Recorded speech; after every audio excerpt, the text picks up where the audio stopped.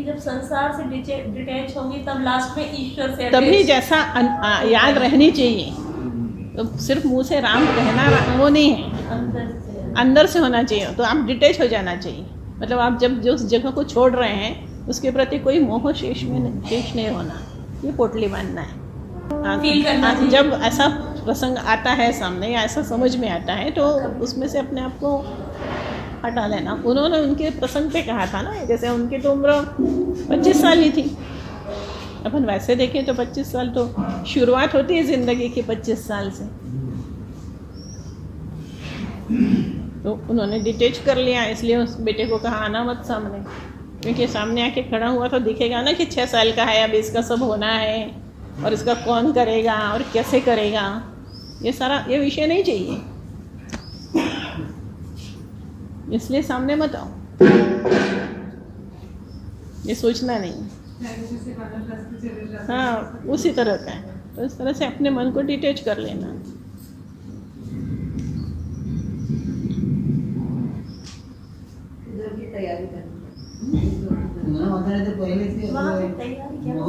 तैयारी नहीं, वो तो मानसिक सोच है, वो उस समय का।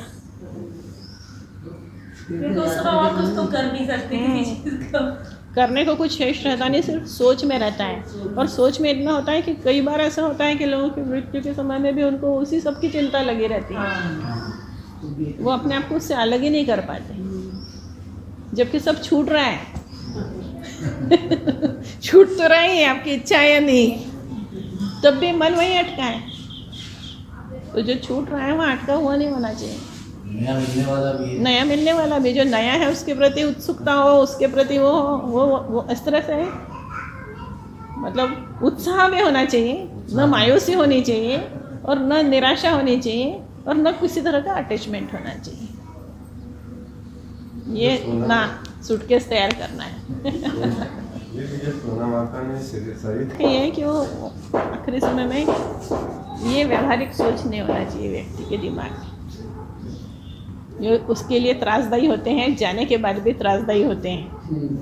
अगर जाने के बाद किसी को परेशानी होती है तो यहाँ जो अटका हुआ होता है उसकी वजह से होती है।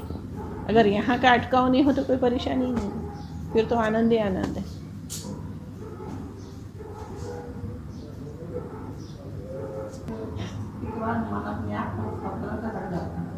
अब वो उम्र के अनुसार ही रहता है ना, एक उम्र के बाद तो खुद ही वो सारा व्यवहार भी ऐसा हो जाता है कि आप थोड़ा थोड़ा डिटेच होने लगते हो। पर फिर भी कई लोग होते हैं जो ज़बरदस्ती उसमें अटके हुए होते हैं, ज़रूरत नहीं होती है तो भी। तो अपने आप ऐसी परिस्थितियाँ बन जाती हैं कि एज के अनुसार कि आपको डिटेचमेंट के लिए बहुत सारे साधन दे दिए जाते हैं, नहीं होते हैं तो फिर पैदा हो जाते हैं कि वो कोई ढंग से आपसे व्यवहार नहीं कर रहा है, चलो जाने दो, कुछ नहीं रखा है यहाँ पे, तो ये पर ये सब ये आता है मायूसी से। फिर तो मायूसी के बजाय आप उसको खुद लाओ, सब कुछ अच्छा है तो भी लाओ। वो खुद लाना यानी प्रसन्नता है, और ऐसा थोपा हुआ आना जो होता है वो मायूसी है। तो संस्कारों को प्रभावित भी करता है, ये बहुत ज़्यादा प्रभावित करता है। आगे के लिए दिक्कत सब कुछ अपना चिंतन, अपनी सोच है और कुछ भी नहीं है, कुछ है ही नहीं कहीं पर भी, चाहे वो सिंह वाले दिखें, चाहे मतलब हर कहीं कुछ भी अगर है ना, सिर्फ सोच है, सिर्फ सोच है। और इसलिए अपनी सोच अच्छी रखना और सोच सही दिशा में रखना, ये हमारा काम है, सबसे महत्वपूर्ण काम। अगर सोच सही है तो सब कुछ फिर सही है। तो ये भी पोटली बांधना सिर्फ सोच है ना, सोच है और कुछ भी नहीं। ये सोच आप डेवलप करते हो अपने प्रयास से, सबके पास है वो चाहे अपने तपचरण में किसी भी अवस्था में हो, या उसने शुरू ही न किया हो, तो भी वो सोच अपने तय करके हम अपने को उस सोच में ढाल सकते हैं।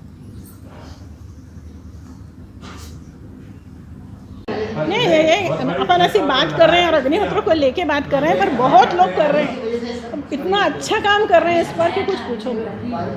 खूब लोग, सैकड़ों लोग, लाखों लोग कर रहे हैं खेती, छत पर की खेती, और पूरी सब्जी हो जाते हैं। एक वीडियो मैंने वो देखा नहीं है, पर उसका वो शीर्षक देखा था कि वो टनों सब्जियां उगाते हैं छत पे। वो पढ़े लिखे लोग हैं और छत पर खेती ही उन्होंने अपना बना रखा है और टनों से सब्जियां उगाते हैं। हाँ, आपको अगर जहर से बचना है तो कुछ खुद भी तो करना पड़ेगा। लोगों ने क्या करना चाहिए ये बताने के बजाय अभी आप अग्निहोत्र की वजह से अपने को उपदेश देने की भरपूर आदत लग गई। सबको प्रचारक यानी उपदेशक है। तुमको ये नहीं आता, हम बताते हैं और हम बताते हैं, हमें मालूम है, हम बहुत महान हैं। वे प्रैक्टिकल में जरूर रहते हैं करते ही नहीं कुछ, सिर्फ बताते हैं, बनाने की आदत पड़ गई। बाकी सब सुनना और दूसरे को बताने के लिए, खुद करने के लिए है ही नहीं। यूनिवर्सिटी वालों को क्या लगता है मेरे तो ना एकड़ में जमीन होगी उसमें मैं खेती कर लेंगी, इसीलिए आके बता रही हूँ। ऐसा लगता है कि ये जैसे से बता रही है तो कुछ तो करनी होगी। हाँ, वही करना ही पड़ेगा। मैं नहीं सोच ही रही हूँ, कुछ तो करना है वहाँ पे। बालकनी से नहीं होगा। बिल्कुल छोटी छोटी जिनके पास जगह है ना, वो लोग भी बहुत अच्छा सा करते हैं। और ये सब चीज़ें वैसे देखा जाए तो सीखने की नहीं है, करने की हैं। करने से सीखते हैं। करने से सीखते हैं। अभी आप देखो यहाँ का इतना बड़ा बगीचा है, अभी कोई माली नहीं, पिछले 3 साल से बिना माली का बगीचा है।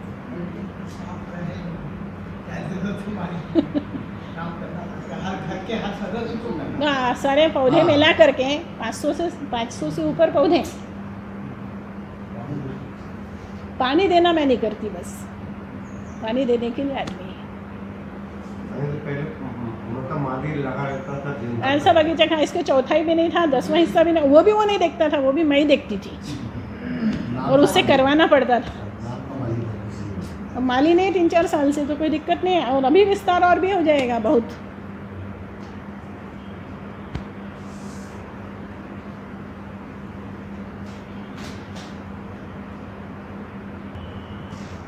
ये सब आधुनिक किसान हैं, जो भी मतलब चाहे वो पानी का संरक्षण, इस सब के मतलब अग्निहोत्र खेती करते हैं जैविक, इन सब चीज़ों के साथ। जैसे वो हाँ, जैसे वो आए थे ना नाइक, तो उनके यहाँ पानी की बहुत प्रॉब्लम थी, पर उन्होंने पूरा बरसात का पानी संरक्षण करके और उनके 10 एकड़ की समस्या का समाधान कर लिया है और उसमें फिर अब खेती करते हैं और कुछ भी नहीं करते, दूसरा कोई व्यवसाय नहीं है। पति पत्नी है, उनका 60-60 से खर्च निकल जाता है। वो भारत भ्रमण पर निकले थे गाड़ी लेकर के, अग्निहोत्र का सामान साथ था, जहाँ रुकते हैं वहीं अग्निहोत्र करने के लिए। तो 1 साल में 2-4 प्रदेश किए करते हैं, आराम से घूमते हैं, महीना 1.5 महीना 2 महीना जितना भी लगे, जितना घूमने का सोचा है उतना, फिर अगले साल बचा हुआ हिस्सा लेकर के फिर घूमने निकल गए। पर ये सारी आमदनी का ज़रिया खेती ही है और कुछ भी नहीं करते। हरियाणा के एक लड़के का मैंने देखा था कि उसके पिताजी जैविक करते थे और उनकी सब्जी बेचने में उनको बहुत दिक्कत थी। सब्जी जैसी चाहिए वैसी बिकती नहीं थी, तो उनके मन में ये आ रहा था कि ये बंद कर दिया जाए। वो लड़की पढ़ करके वापस आई, उसने कहा बंद नहीं करो, विक्रय की जिम्मेदारी मेरी। उसने ठेला लगाना शुरू किया। वो एम.टेक करके आई है, तो उसने ठेला लगाना शुरू किया और ठेले पर पिताजी की उगाई हुई सब्जियां बेचना शुरू किया। आज उनका बहुत बढ़िया कारोबार चल रहा है। तो क्या है, इस तरह के पढ़े लिखे लोग जब लग जाते हैं उस खेती में, तो खेती सही में बहुत बड़ा व्यापार बन जाती है। सही टेक्नोलॉजी सिस्टम्स को अडॉप्ट करके खेती करते हैं। अडॉप्ट करके खेती करते हैं। इसलिए जो कर्नाटक में भी जो करने वाले पारंपरिक किसान नहीं है कोई, ये सारे करने वाले कोई भी पारंपरिक किसान नहीं है, सब मॉडर्न और पढ़ा लिखा वर्ग है जो उसके साथ जुड़ा है। मुझे तो ये समझ में नहीं आता, भारत में बहुत सारी चीज़ें हैं पर उसको गवर्नमेंट उसको क्यों नहीं वो करती समस्याओं का समाधान करने के लिए। गवर्नमेंट की योजनाओं की ज़रूरत ही नहीं है, किसानों की योजनाएं लागू करने की ज़रूरत है। राजस्थान में एक है, लक्ष्मण सिंह नाम है उनका, उन्होंने उस कई गांवों को पानी की समस्या से मुक्त कर दिया है राजस्थान जैसी जगहों में। और वो खेत के जैसे ये मान लो खेत है, तो ऐसी पूरे एक पट्टी में नाली बनाते हैं, चौकोर चौकोर, एक ऐसी चौकोर चौकोर नालियाँ बनती हैं, इस तरफ इस तरफ उस तरफ और इस तरफ, और उसमें बरसात का पानी इकट्ठा करते हैं। इससे वाटर लेवल बढ़ा है। और वो कई गांव हैं जो 20-25 साल से काम कर रहे हैं, उनको राष्ट्रीय पुरस्कार वगैरह भी सब मिल चुका है। तो सैकड़ों गांवों को उन्होंने अपने उसमें लेकर के काम किया और सब जगह का पानी की समस्या सारी हल हो गई है और पानी का लेवल बढ़ गया है। तो फिर जब एक इतना अच्छा सफल, उसको इजराइल बुलाया गया उस आदमी को उसकी टेक्निक सीखने के लिए। इजराइल में इजराइल जाकर वो अपने टेक्निक सिखा रहा है, और भारत में सिखाने का अवसर नहीं है उसे कहीं। लक्ष्मण सिंह नाम है उनका, राजस्थान के हैं। अपने सीवेज वाटर ट्रीट करके उसको यूज करता है ना पीने का पानी। वो तो करता है, पर ये तो जो बरसात का पानी है उसको उसका रिचार्ज बढ़ाने का काम किया इन्होंने, और खेतों को समृद्ध कर दिया, सारे किसान समृद्ध हो गए।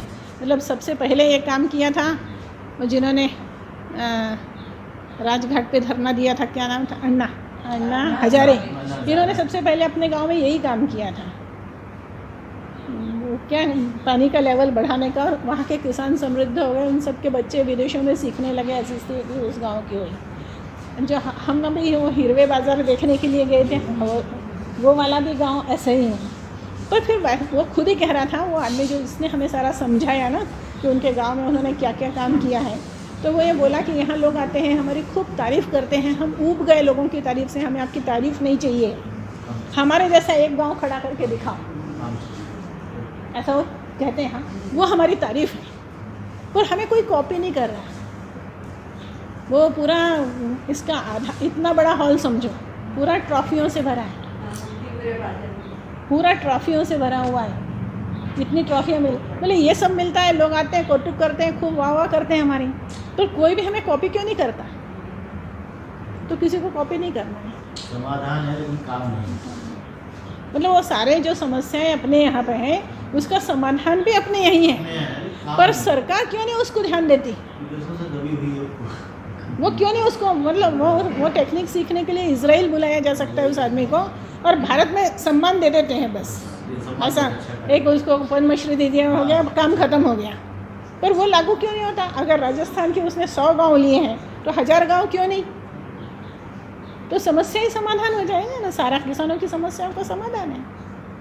ये इनका जैसे है, वो अगर सब जगह लागू हो वो बात। इनको उन्होंने वो आदर्श गांव योजना एक बनाई है, एक विभाग बना दिया है, उसका अध्यक्ष बना दिया है, मंत्री का दर्जा है, ये सब कुछ है जो उन्होंने अपने गांव में किया उसके एवज में। पर वो भी वैसा दूसरा कोई गांव ही तैयार नहीं कर पाए।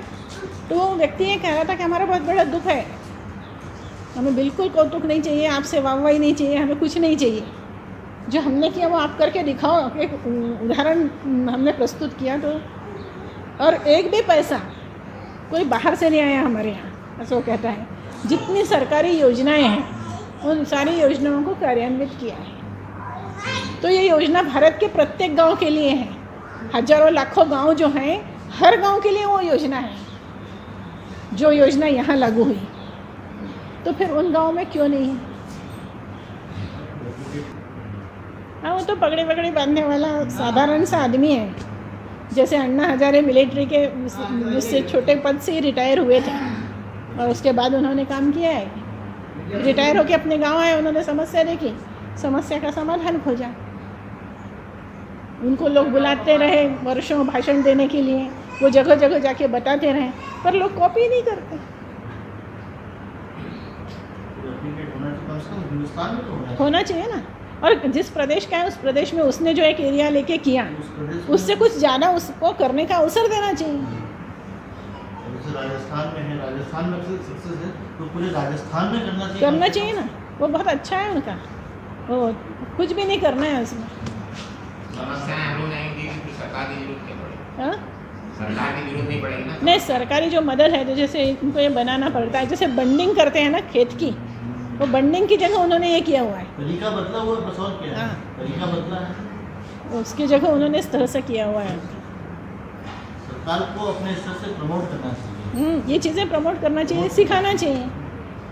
जैसे वो एमपीपी को प्रमोट करते हैं, तो वैसे ही इसको प्रमोट करना चाहिए। इतना ऐसा है वो, मतलब खुदाई उदाई कि किसान खुद अपने स्तर पर, कुछ गहरा नहीं खोदना आसान भी है। है। इतना 1.5 फीट 2 फीट के गड्ढे हैं, छोटे छोटे, चौकोर चौकोर। बढ़ जाएगा।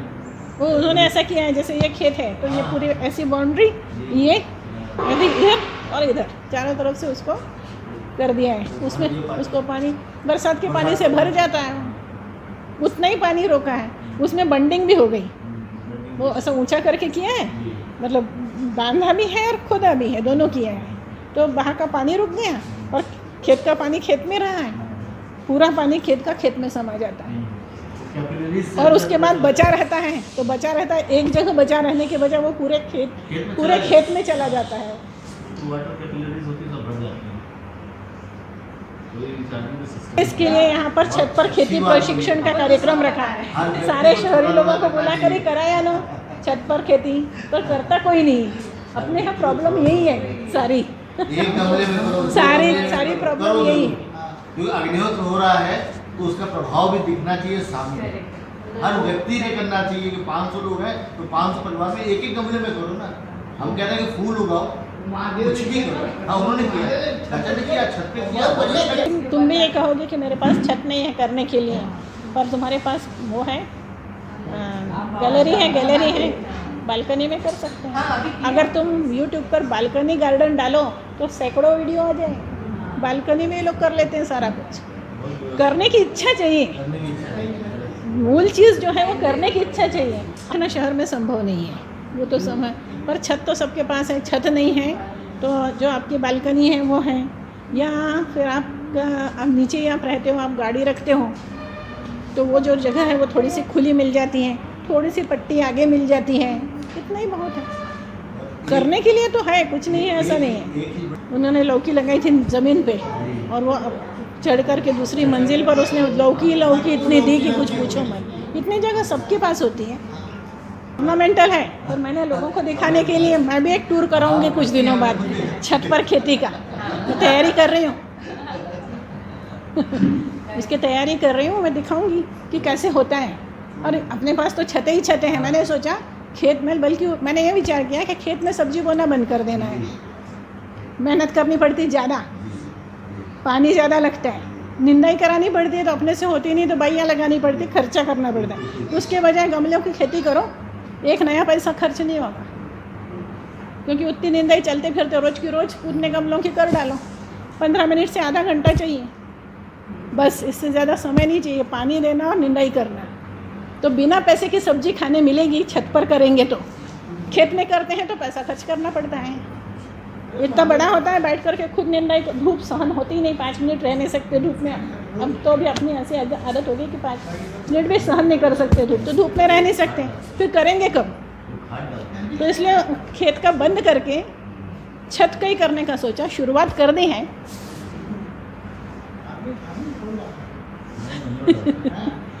पर फिर भी अभी बाद में दिखाऊंगी आपको, अभी आधा अधूरा है, अभी और 11 दिन मेरे कम हो गए उसमें। पहले भी बहुत सारे कमरे रखे। हाँ, उधर भी किया था मैंने, उधर भी किया था, पर वो मैंने अपने हिसाब से किया था। अभी मैंने अध्ययन करके शुरू किया कैसे करते हैं, क्योंकि मैंने किसी का देखा नहीं है।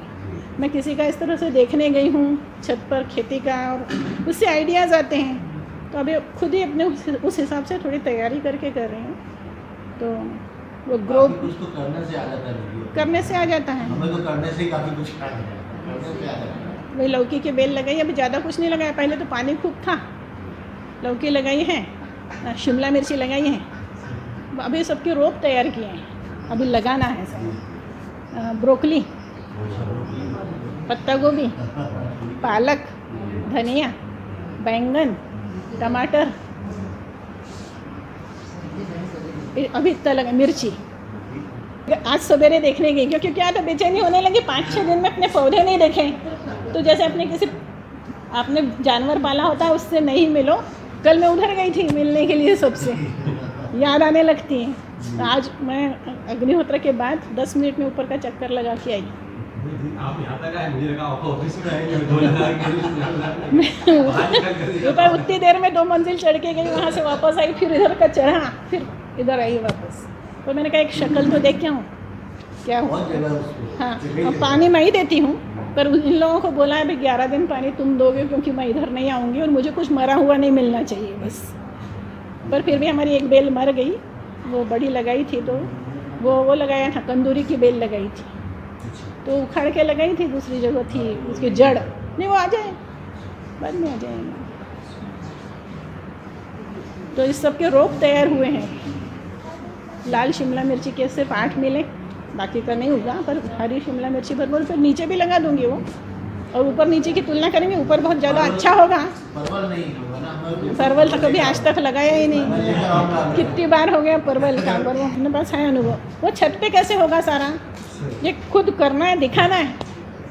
अब कोई करेगा कि नहीं उसके बाद उसकी उम्मीद नहीं करना है, क्योंकि वर्षों का अनुभव यह है कि उम्मीद मत करो, निष्काम कर्म करो। कल चर्चा चल ही रही थी, तो अपन जिंदगी भर निष्काम कर्म करते आए हैं। अपना बोलने का काम करें, सामने वाला बिल्कुल भी नहीं करे तो ना करे। किसी को कहते हैं निष्काम कर्म ना, अपेक्षा मत करो। तो अपन फिर भी मैंने सबको दिखाने के इसी हिसाब से सोचा। फिर उस तो काम कोई नहीं करता है, काम मैं ही करती हूँ। मैं उनसे पानी देने का भी काम उनके पास नहीं है, पानी मैं ही देती हूँ। पौध लगाना, उसमें लगाना, रोप लगा, सब कुछ काम उनका नहीं है। 2-4 दिन में झाड़ू लगानी है और गमले भरने के लिए मिट्टी ऊपर ले जाके डालना करना, ये उनका काम है। गमला उठता नहीं, वजनी होता है तो वो उठाना उनका काम है। ऐसे ले जाती हूँ, उतना करा के उनको नीचे भेज देती हूँ, काम नहीं करती। पौधे बैंगन लगाया है, गिन गिन के लगाया है सब। 8 में कितना निकला, तराजू रखेंगे, तोलेंगे और फिर बताने के लिए पूरा हो जाए फिर बताएंगे। पूरी रिसर्च के बाद 8 टमाटर हैं, 8 बैंगन हैं, 8 मिर्ची है, तो उसमें कितना होता है।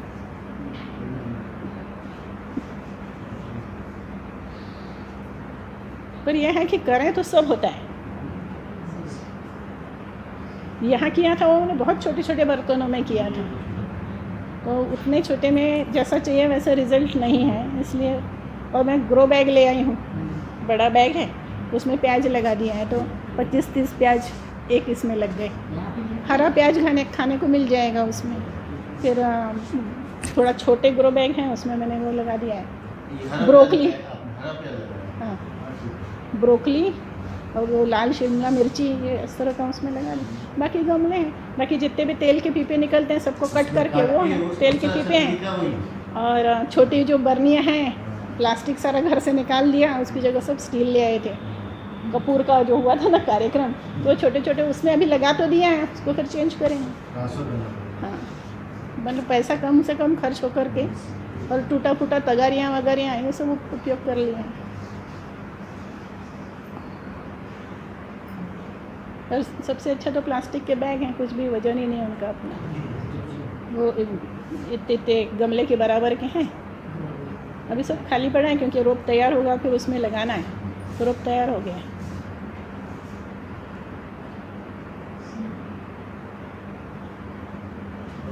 समय कितना लगता है, खर्च कितना होता है और कितना मिलता है, इसका पूरा हिसाब बना करके दूसरों के अनुभव के बजाय अपना ही अनुभव बताया वो ज़्यादा अच्छा। वो बहुत दिनों से विवेक जी मुझसे कह रहे हैं इस विषय पर बोलने के लिए। मैंने उनको कहा अभी नहीं, बोलने के पहले पूरा एक बार एक पूरा वो निकल जाना चाहिए फसल चक्र, फिर अपन बताएं वो उसका मतलब है।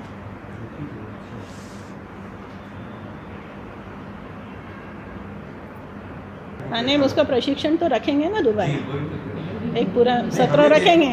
एक सत्र देखने के लिए वो तो मिलेगा ही, पर एक सत्र उस पर रखेंगे फिर से।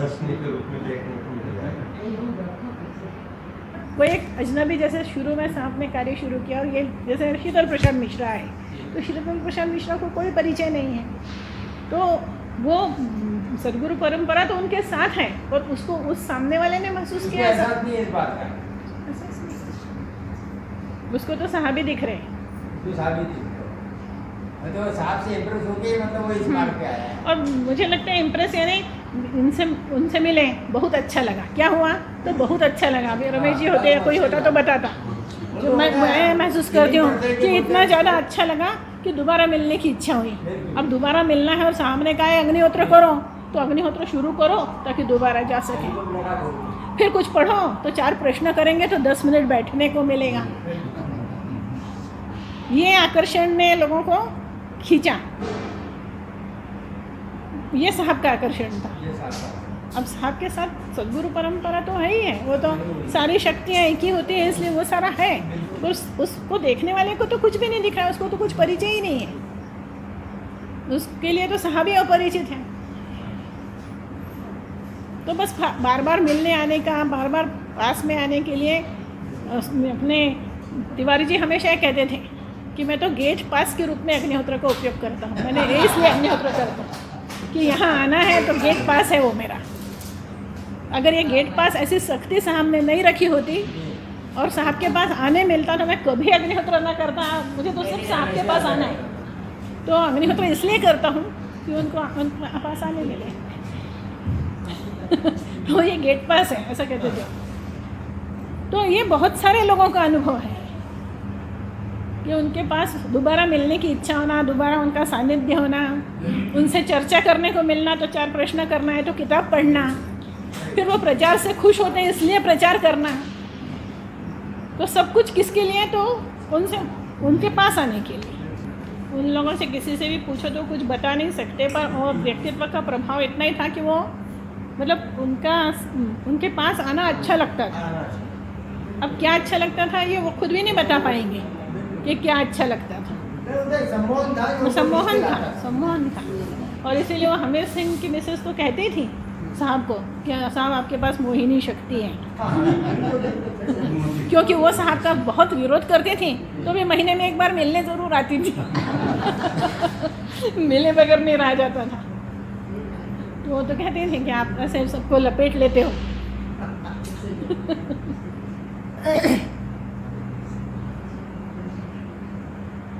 मालूम था महानुभाव का अद्भुत दर्शन छपा और उनका शीतल प्रसाद मिश्रा का हमेशा पत्र आता रहता था। इसके उत्तर में से हमने उनको कहा था कि तुम अग्निहोत्र करो। उन्होंने कैसा तो भी अग्निहोत्र शुरू किया हुआ था और वो एक पोस्ट कार्ड उनका हर हफ्ते आता था। तो उन्होंने एक नियम बना रखा था हर हफ्ते। तो उसमें पोस्ट कार्ड का आधे से ज़्यादा जो मैटर है वो बिरुदावली हुआ करती थी। मम मानस के राजहंस से शुरू होता था, बाकी कोई याद नहीं है मुझे।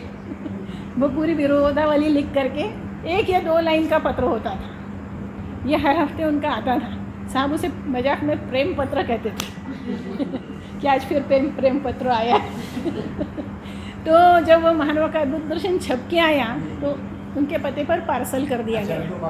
उनको कॉपी मिली, वो उन्होंने पढ़ी और फिर वो 22 फरवरी को आए। नहीं, हाँ 67 या 68 है ना, हाँ उसके बाद आए हैं कॉपी मिलने के बाद पढ़ करके। तो वो वाला जो महानुभाव का अद्भुत दर्शन का परिचय उनको हो गया।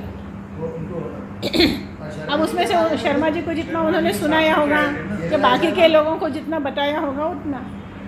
हीरालाल शर्मा ने पढ़ा नहीं पढ़ा इन्होंने, ये पढ़ते ही से पूरा करके फिर इनको आना था तो किसके साथ आए, इसलिए वो हीरालाल शर्मा को साथ में लेके आए।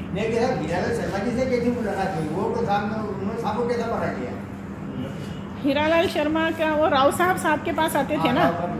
राव साहब बैरागढ़ गांव में रहते थे और बैरागढ़ गांव में वो एक त्रिपाठी जी थे उसमें कोऑपरेटिव बैंक में, मिश्रा जी और तिवारी जी के साथी राधा मोहन त्रिपाठी, वो भी वहीं पे रहते थे। तो ये सिकरवार भी वहीं पे रहते थे। तो ये आसपास रहते थे बैरागढ़ गांव में। और त्रिपाठी जी के यहाँ हमेशा पूजा पाठ का आयोजन होता था।